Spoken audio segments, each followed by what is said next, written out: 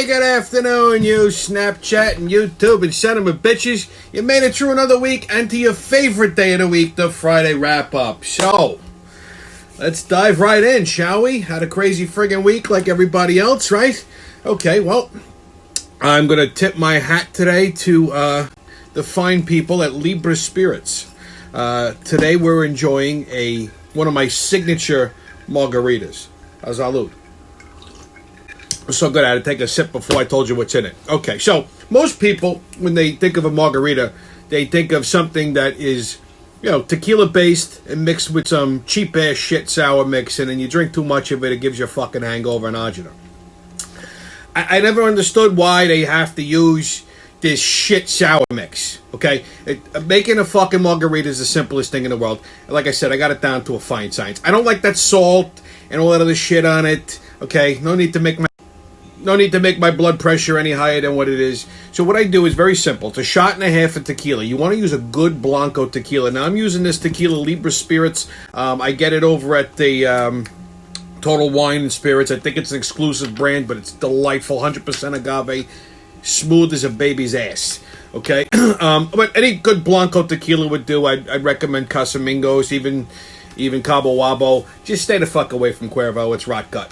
Okay, so shot and a half of tequila. You want a half a shot of Cointreau, half a shot of fresh squeezed lime juice, half a shot of simple syrup. You put it in a cocktail shaker, give it a good shake. You want to rim your glass with salt, knock yourself out. Actually, I like to garnish it with an orange twist, but I didn't have any orange today, so, Hey, so what? We still got tequila. Salud. Mira, make me feel Spanish when I drink that, Okay, so YouTube update, all right? So the subscriber count is still at 54. Now, like I said, I had a goal to hit 1,000 subscribers by September. And I said it's a lofty goal. Well, I don't think it's going to happen, but come on, YouTube army. Come on, Snapchat army. Get your asses up and going. Come on. Tweet these links out. Tell everybody you know, your friends, people you don't like. I don't give a shit. Okay? Everyone. Let's amass the wrap-up army, shall we? Okay, so like I said, we're down to 54. I'm convinced that 55 was nostrils. He thinks very highly of himself. He doesn't like to be disparaged on the internet, so I think he just dropped off. I'm almost certain that Muppet Hands is still hanging on, okay? Because I think he's my hater. I've challenged this hater to come out and say, leave a comment or something. Let me know what you don't like, what your fucking damage is, okay? But they haven't said it, and that's why I think it's definitely Muppet Hands, okay? He must get the fucking night sweats on Thursday night because he knows the wrap-up's coming. He knows it. All day long he gets that pit in his stomach, that dreaded feeling. Because, he knows sooner or later I'm posting this wrap-up and he's going to be fucking taken out, okay? He's just going to get the shit beat out of him.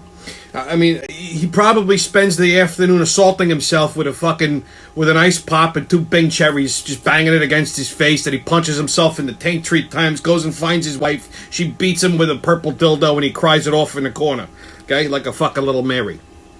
Speaking of his wife, okay, Charlene McRae. Here's a fun fact. She enjoys $2 million staff of 14 people. That's on the taxpayer's dime, by the way. In the midst of a New York City budget crisis, they defunded the police about $1 billion, but they found $2 million to pay her staff. I don't know what they do. I don't know what this lady does. I mean, they still haven't found the $81 million that she misplaced from Thrive New York. It was a New York-based nonprofit organization in which she was the CFO from, and she misplaced $81 million. And nobody seems to really be concerned about this shit, okay?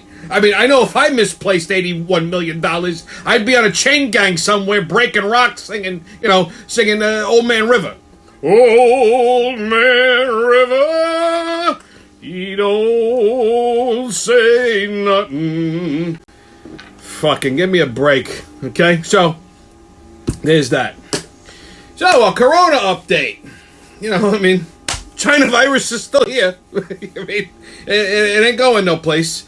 But here's some good news. The Corona vaccine race the corona vaccine race is in full swing. Okay, it's in full swing. So, the U.S., Russia, and China are leading in this race. Okay, so Johnson & Johnson is developing, the powder people, the baby powder people, they're developing a vaccination that they're testing currently. Russia just came up with a vaccination because that's, comrade, try it, it work, So they haven't tried it on many people, but they say it works. And then there's China. Big surprise here. China is developing a vaccine, which news sources are saying China might actually be the closest one to developing this vaccine, and they're looking to use it as geopolitical leverage in the geopolitical landscape. So basically, they created this fucking virus, and conveniently, they're the closest to developing a vaccination for it, and then they want to use it to They're going to use it to strong arm the rest of the world. They could pretty much gouge the price, trade it for goods, or whatever the fuck, favors. Who the hell knows what these Chinese bastards are up to? So I think that's just a little fucking too convenient for my taste. I'm just saying, what do I know? But that's the UK and Germany are bringing up the tail on this. So the British are currently developing a vaccination, but they're a little bit behind because they stopped for tea. And the Germans, they're very, very busy developing the vaccination, but maybe they might not give it to too many people, So, there you go. That's your corona update on the vaccine. Here's some more good news for you. Gyms are supposed to start reopening. Okay, now granted, you're going to have to work out with a mask on. You're going to have to make appointments. It's limited capacity. So basically, it's a fucking pain in the dick to go work out. You might as well still work out at home. But if you want the option to go to a gym, it's still there. Okay? However, so gyms across the state of New York are supposed to open by Monday, the 24th. However, the city isn't going to be doing that. No, the city doesn't know when they're going to open, okay? Because Muppet Hands is saying, well, he's tweedling his nipples, he's punching himself in the taint, and he's going, well, we have to worry about the schools. So, so the battle for the gyms between Muppet Hands and Governor Nostrils continues. I mean, it's like a dick measuring contest with a 2-centimeter ruler. So, I mean, I think it's fucking funny that you can't drink unless you order food. So everyone is eating as much as they're drinking. So people are expanding by the minute. I mean, you can actually hear people getting fatter. But they want to keep the gyms closed. All right? I mean, they keep this up. You're going to start seeing people exploding in about a month. You're going to turn on the news. 5 people in Queens exploded today after they ordered shots and burritos. That's next. That's going to be the next thing. That's going to be the next problem. You're going to be afraid to walk into a public space because, the person next to you might be too fat and explode. And then you get, shit all over you. So, there you go. That's your corona update. And now let's get your tickets out because it's all aboard the crazy train, baby. All right, so go get this shit. Get this shit. I almost fell off my fucking couch when I saw this. Governor Nostrils wrote a book on leadership during the COVID-19 pandemic. I'll say that again. The governor wrote a book on leadership during the coronavirus. So when the fuck did this fucktard have time to write a goddamn book? Okay? When? What's it? It should be entitled. I don't forget what the fuck he called it, but it should be entitled "How to Kill 6,000 Old Farts and Fuck Up a State in 12 Easy Steps." He writes a book. Middle of a crisis, he's writing a book. Okay? He's worried about numbers. I don't know. This guy loves himself. I swear to God. He used his DNC. He was a key speaker at the Democratic National Convention, right? So he used his speech to promote his book and tell the world how wonderful he is. That's it. He's vote for Biden, but he that's basically what he used his speech for. To tell the world how delightful he is and that he wrote this book and it's coming out, I think, in October. I want to say October 12th. I don't know. Don't quote me on that. But yeah, I mean, this guy must fucking jerk off to a picture of himself every night. Because, I mean, Okay, and I got more. Don't think Uncle Tommy forgot about the Democrats in the National Convention. Okay, I got more on that shit coming up. Don't worry. Okay, so that's what he used his speech for. And like I said, listen, before anybody goes, oh my God, he's a conservative, he's a Republican, he's the enemy, let's burn his house down. No, I'm not taking any kind of fucking political side. I will make fun of the Republicans when they have their convention too. Okay, I will. But, I was watching a little bit of the DNC. I didn't watch too much of it, but, I came to the startling conclusion, which didn't take long, that they were all fucking full of shit. I mean, every one of these people has their own agenda. They're trying to show unity, but none of them are united. None of them. First of all, Biden doesn't know what day of the week it is. Okay, let's face it. They give him a cookie. They're happy he's wearing pants. They put him outside. He's smiling. If he doesn't piss on the fucking plants, they're delighted. Okay? But, everybody who spoke had the same thing. Oh, we got to get Trump out of the White House. Trump is the enemy. Trump is the Antichrist. Trump did this and Trump did that and Trump did that. And everybody said he could have done more for because of the coronavirus. Now, look, I mean, listen. All right, so maybe he's not the most fucking, sympathetic person to talk to. I mean, let's face it, he's about as woman friendly as a cactus. But okay, what the fuck did you want the man to do? He tried to shut down all international travel in the beginning of January, and Congress stopped him. They said, no, you can't do that. We'll just shut down travel to China. But it was already in Europe. So if you let the man do what he wanted to do, it probably would have curbed a lot of the fucking problems that we have. But nobody seems to remember that shit. Now, what do you want him to do? Stand in the fucking airport with a can of Lysol? Just Lysoling people as they come off the plane? Hey, welcome to America. Come on. Give me a fucking break. All right? So everybody who spoke they all basically said the same shit. The whole fucking message for the Democratic Party is we need to get Trump out of the White House and save the soul of the nation. Give me a fucking break. Okay? I mean, these people are...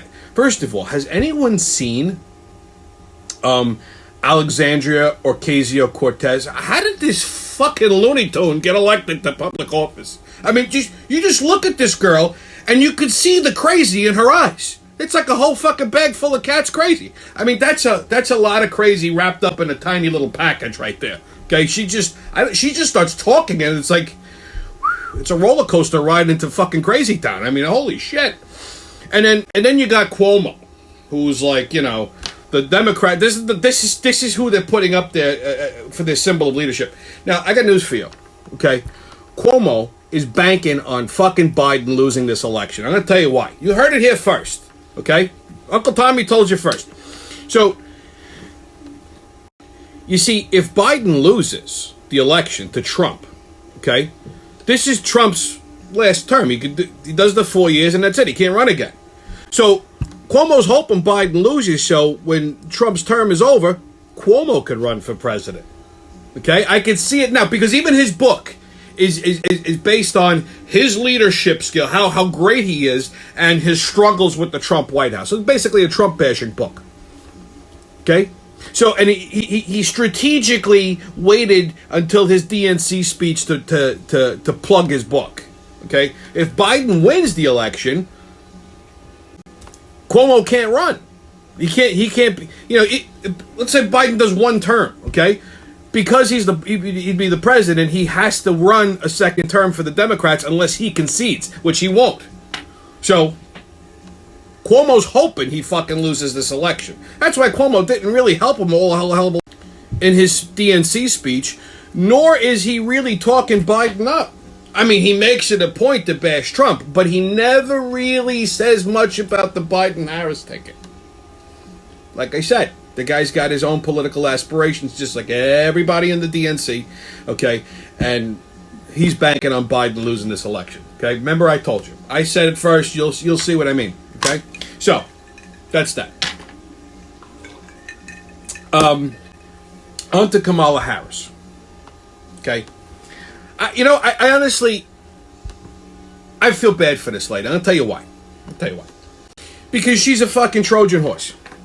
I mean, everybody knows the office of the vice president is basically a fucking insurance policy. That's it. They don't really do much, okay? They don't do much. It's basically an insurance policy. So should fucking Biden start chewing on plants, they could slide her up into president. But that's about it. But we both know that's not going to happen. I mean, towards the end of Reagan's term, he was talking to fucking jelly beans. He didn't know what day of the week it was. And nobody made Bush president until he ran for president. So, they just picked her for votes. She's a Trojan horse. Because they never mention any of her accomplishments as a senator. They mention, oh, she's the first Pan-American Asian black woman to run for vice president. Now, if she was actually running for president, maybe that's something. But why can't it be, oh, she's the most qualified person for the ticket?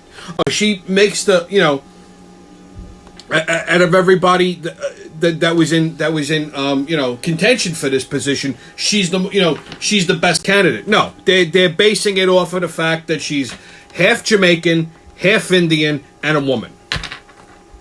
I mean, she could shit into a bucket in the corner, and nobody cares that she's shitting in the corner as long as she's black, Indian, and a woman. That's it. Okay, so I feel sorry for the woman, and then I love all of these fucking liberal white people that's so pro-black, and they can't even say the lady's name right. They're calling her Kamala. Half of them times it's Kamala. How fucking hard is it to learn how to pronounce somebody's fucking name? It's not that difficult. And show a little respect. You're so pro-race and pro-this and pro-that. Well, pronounce the lady's name right. It's not fucking complicated. I mean, shit. You ask any of them Jamaicans, any of those brothers, they'll tell you, man, stop fucking around with this lady's name. You don't want me messing with them Jamaican women. You go fuck around, they're gonna put some voodoo on your ass. Shit. So, I think they're all full of shit. I mean, and lest we forget, 6 months ago, Biden and Kamala were going at it like fucking like wild dogs. Okay, they were duking it out. She called him a racist. Okay, because I don't know what the fuck he said, because he's half simple in the head. He don't know. He can't help himself. The poor guy's 100 years old. All right, so I don't know what the hell he said. She called him a racist right to his face during a debate. And the guy looked visibly hurt. I'll say this about Biden: he's a very sensitive kind of guy. I could tell he's probably a genuinely nice guy. I don't even think he really wants to fucking run. I think they kind of forced him to do it. But it is what it is. So that's your DNC shit. Sports update: the Subway Series between the Yankees and the Mets are canceled today because the Mets played Miami just recently, and 2 of the Mets got the fucking corona. Why are people still playing Miami? Okay, clearly Miami's the Marlins have a fucking problem somewhere in their stadium or whatever the fuck, I don't know, but everybody who plays there ends up getting corona. So just cut them out of the fucking season. But what do I know? I ain't running the fucking MLB. So that's your sports update. Oh, one more thing is I was reading this week on somewhere online. John Pierre-Paul, JPP, the former linebacker for the New York Giants. Okay, you remember this guy? He was the rocket scientist that blew 3 of his fucking fingers off juggling firecrackers, and had to play the whole 2015 season or whatever was remainder of it with an oven mitt on his hand, so he couldn't catch the fucking ball. All right. Well, subsequently, he's on the Tampa Bay Buccaneers now with Tom Brady as his quarterback. So he sends out a tweet, saying how privileged and how lucky he is to be playing with the greatest quarterback of all time, and all bullshit. Which, to me, is a fucking slap in the face to Eli Manning. Because, yeah, Tom Brady is a good quarterback. I hate the Patriots, I'll say that. But he's a good quarterback. But let's we forget, my boy Eli beat his ass in 2 Super Bowls. One of which JPP was on the team. Okay, I think that was his rookie year or something like that. So, you played with the greatest quarterback. Okay, so don't be making fucking problems, you moron. This is, this is a fucking Momo who chuckled firecrackers and blew his fingers off. Okay? They used to call him the Haitian sensation until he did that. Now they call him the Haitian retardation with 2 fingers on one hand.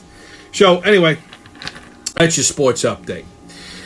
So, I regret to inform you that Dunkin' Donuts has brought back pumpkin spice everything. Okay, so I mean it's August, and they're bringing back all the fall shit. You got apple cider donuts, you got pumpkin spice this, pumpkin spice that, pumpkin. It's starting with pumpkin spice madness. Now listen, I used to like pumpkin spice. I don't like pumpkins, but I like this pumpkin spice. But they go fucking crazy with this pumpkin spice shit. Everything's pumpkin spice. They got pumpkin spice booze. They got pumpkin spice fucking cereal. Pumpkin spice cookies. Pumpkin spice coffee. Pumpkin spice beer, which I used to like until I realized if you have too many pumpkin beers, it just wreaks havoc on your digestive system. You're in the bathroom for like 4 or 5 fucking days. You come out all... I mean, everything's pumpkin spice. For fuck's sake, they even have pumpkin spice condoms. Who's buying this shit? I mean, what? Is it for the discerning hooker? I ain't gonna suck your dick till you put on one of them pumpkin spice flavored condoms because it's fall. Like, who's... Like, I mean, could you imagine you break one of these fucking things? Good Lord, man, why's your dick orange? Hey, baby, I got some pumpkin spice condoms for your ass. Shit. You take that funky looking condom off, you dirty ass motherfucker. You ain't putting no orange condom in my fucking pussy. I mean, what's next? What's next? Pumpkin spice fucking COVID masks? So, you smell fall because everything else is black? That's going to be the next fucking sensation. It's fucking unbelievable. Anyway, that's been your Friday wrap-up. Have a good weekend, and I'll see you when I see you.